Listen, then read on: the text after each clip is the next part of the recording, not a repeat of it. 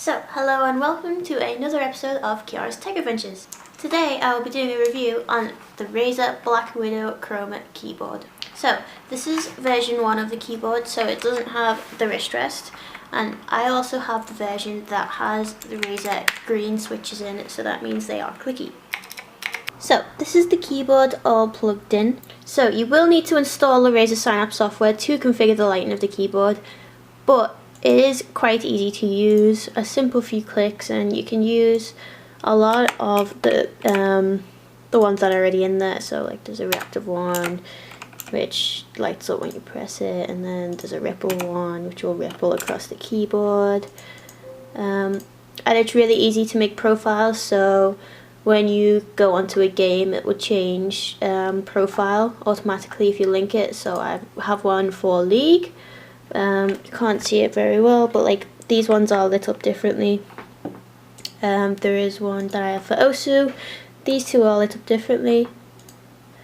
And I have one for like MMOs, and certain keys will be lit up that I use in the MMO. So as you could see from just looking at the lighting, each key is individually lit up, which is really nice. The overall build of it is very good. It is made out of plastic, but it is very, very heavy. If I try and bend it, there's like no bend whatsoever.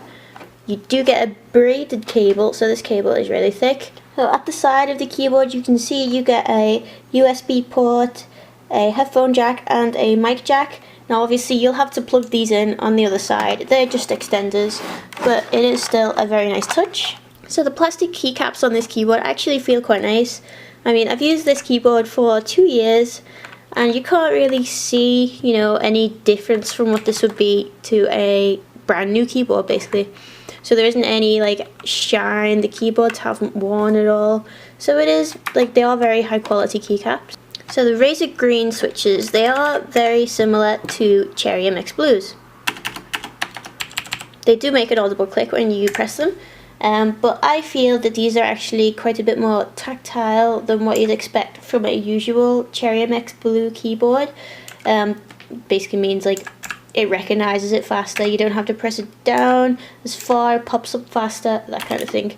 So these are obviously more built towards gaming, which is quite a nice feeling. One downside I feel about this keyboard is because of its matte black colour.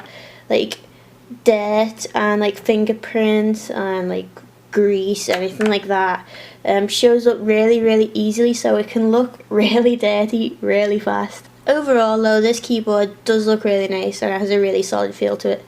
The version 2 of this keyboard is actually out now, and it does look like a nice upgrade from this. It has a really nice included wrist rest that looks really comfy. So if you like this video, give it a like. If you want to see more videos like this, give me a subscribe, and I will see you guys next time. Bye!